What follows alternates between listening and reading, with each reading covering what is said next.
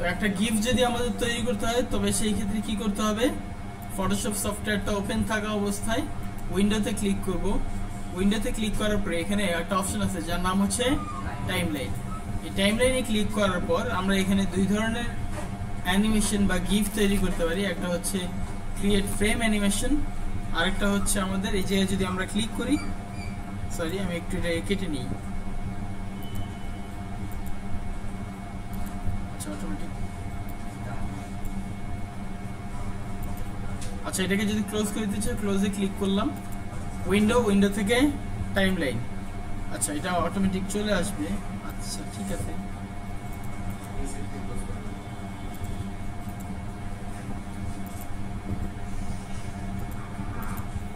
আচ্ছা এটা পরে দেখবো।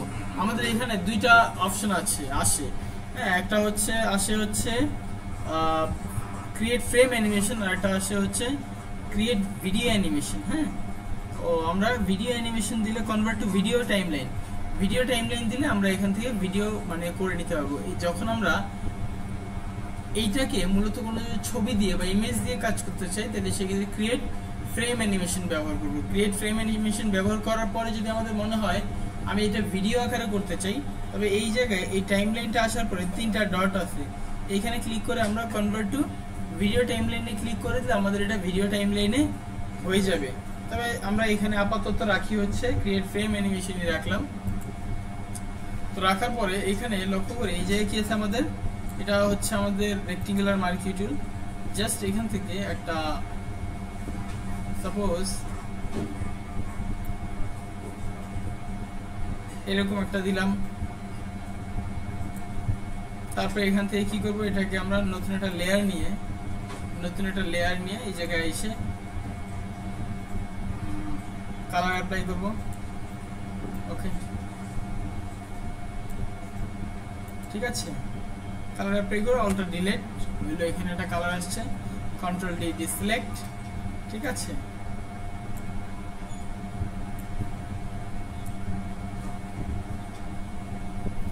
এরপরে আমরা যদি এটা কপি করে নিচ্ছি, কন্ট্রোল জে দিয়ে কপি করব, কন্ট্রোল টি দিয়ে ট্রান্সফর্ম করব এবং শিফট ধরে এইভাবে করে আমরা একটু ট্রান্সফর্ম করে দিতে পারি। হইল,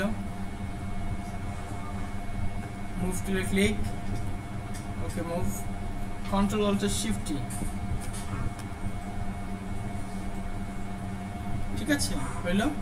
হয়ে যাওয়ার পরে কি করব, অল্টার ধরে বা control plus shift plus control plus alter plus shift plus T press করে একটা নিলাম, নেওয়া হয়েছে। নেওয়ার পরে কন্ট্রোল টি দিয়ে ট্রান্সফর্ম করব। তারপরে এই জায়গায় অল্টার শিফট ধরে এখান থেকে শিফট ধরে এটাকে একটু ছোট করে নিব। ওকে, ভেরি ওয়েল, মুভ টুল। কি হলো এটা, যাই হোক কিছু একটা তৈরি করা হয়েছে আর কি। এরপরে আমরা চাইলে এখানে টাইপ আছে, টাইপ থেকে 10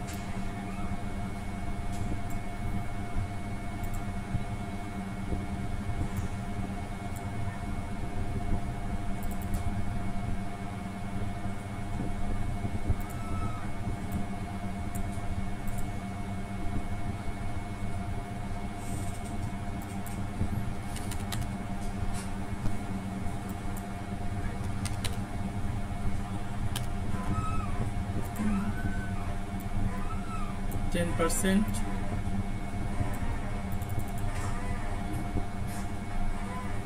40%,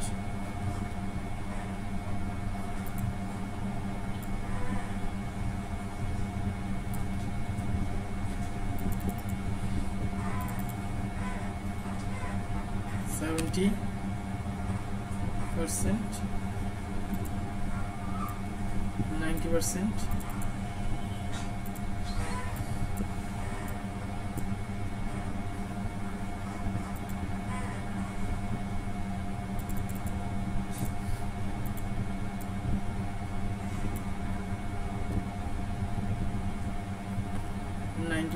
এরপরে এখানে হচ্ছে 100%।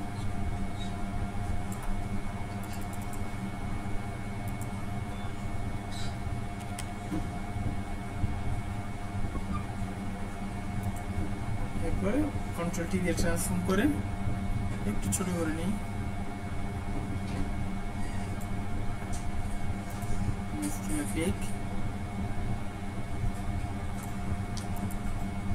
ঠিক আছে। তো এইভাবে করে আমরা মোটামুটি তৈরি করে নিলাম।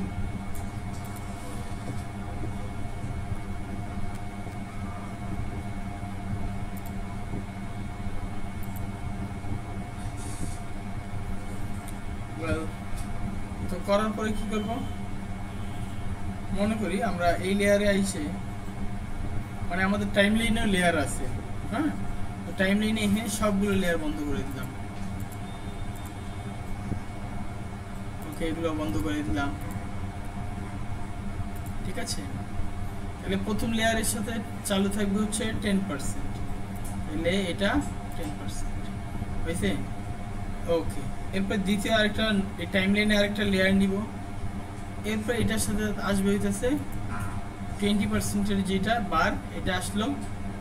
এরপর 20%-এর যে আমাদের এটা আছে, সরি 40%-এর, এটা দিলাম। এরপর আরেকটা নিব আমরা তৃতীয়, মানে থার্ড লেয়ারে আইসা আবার কি করব, তৃতীয় বারটাকে আই অন করব এবং এটার 70%-কে চেক মার্ক দিয়ে দিব, বা এটা আই অন করে দিব। ওকে, এরপরটা আরেকটা নতুন লেয়ার নিয়ে এইখানেও তাই করব, এখানে এসে ফোর্থ যে বারটা আছে এটা চালু করব এবং 90% চালু করে দিব। এরপর নতুন আরেকটা লেয়ার নিয়ে এখানে কি করব, 100%-এর যে বারটা আছে এটা চালু করলাম, এরপর 100%-এর যেটা আছে এটা চালু করলাম। তাহলে কিচ্ছা কাহিনী কি হয় দেখেন, এটা যদি আমরা একটু প্লে করে দেখি, আচ্ছা হয়, এটা অনেক ফাস্ট যাচ্ছে। আমরা যদি একটু সময় দিই, মনে করেন এটা 1 সেকেন্ড, এটা হচ্ছে 2 সেকেন্ড, এটা কত সেকেন্ড, এটা হচ্ছে 2 সেকেন্ড, এটা 2 সেকেন্ড, এবং এটা মনে করেন যে আমাদের 5 সেকেন্ড।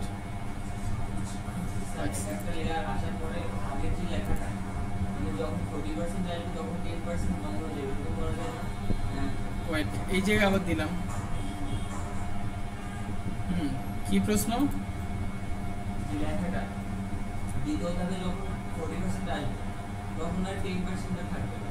হ্যাঁ, করা যাবে, তাও করা যাবে। তাহলে সেই ক্ষেত্রে যদি আমরা চাই যে 40% আসার পর 10%টা থাকবে না, তাহলে এই 10%-এর যে লেয়ারটা আছে, সরি 40%-এর যে লেয়ার আসছে, এই 40%-এর লেয়ারে এসে 10%-এর চোখ বন্ধ করে দিব। হ্যাঁ, 10% বন্ধ করলাম, 10%-এর যে বারটা আছে এটাও রাখলাম না, বারটা থাকবে। ওকে, ঠিক আছে, বারটা থাকুক। তাহলে আবার এখানে আসার পরে তাহলে সেক্ষেত্রে আবার 10% থাকবে না, 40% থাকবে না। হ্যাঁ, হইল। এরপর আবার যখন এখানে আসবে তখন কি হবে, তখন আমাদের এই জায়গায় 10%, 40%, 70% থাকবে না, ঠিক আছে। এর পরের বারে, সরি এটা কি আসলো, আচ্ছা এটা 90 না, আমরা এটা 70 দিব, তাই না? ও, এটা তো 90 ছিল। আচ্ছা, এটা হচ্ছে 90 বার ওপেন থাকবে, ঠিক আছে। আচ্ছা, আর এটা হচ্ছে 70, এটা 90, এরপর হচ্ছে এই জায়গায় 100 নাকি। তাহলে এখানে আসার পরে সবগুলো আসছে, সবগুলোকে আনচেক করে দিই। ওকে, তাহলে এবার হয়েছে 1 2 3 4 5, ক্লিয়ার। এরপরে ওকে, এটা চালু করি, হয়েছে। এখন যদি চাই এটা আমাদের অনন্তকাল ধরে চলতে থাকবে, ঠিক আছে, এরকম গিফ হইতে থাকবে, এটা কিন্তু মানে চলতেছে তাই না? হ্যাঁ, তো এটা কারণ কি, এটা ফরএভার দেওয়া, ফরএভার দেয়া অপশন থেকে আমি যদি বলতাম 3 টাইমস, তাহলে এটা এখানে প্লে করলাম একবার, দুইবার, তিনবার, আর হয় না।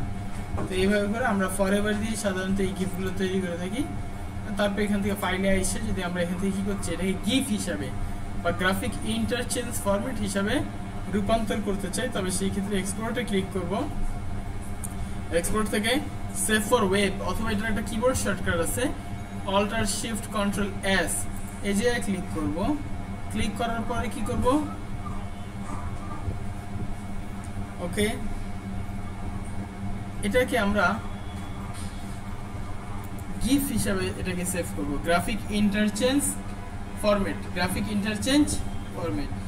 এই ফরম্যাটে সেভ করে এটা একটা সাইজ দেওয়া আছে আমাদের ডকুমেন্টের কোন সাইজ হবে, 3000 বাই 3000 পিক্সেল বাই 3000 পিক্সেল। আমি এত বড় করতে চাচ্ছি না, আমরা করতে চাচ্ছি হচ্ছে 500 বাই 500 পিক্সেলে। হ্যাঁ, 500 বাই 500 পিক্সেল এটা হয়ে যাবে, বুঝছে? এরপরে যদি আমি এখান থেকে কি করি, সেভে ক্লিক করি। সেভে ক্লিক করার পর এখান থেকে ডেস্কটপ চার্জার, ওকে, সেভ।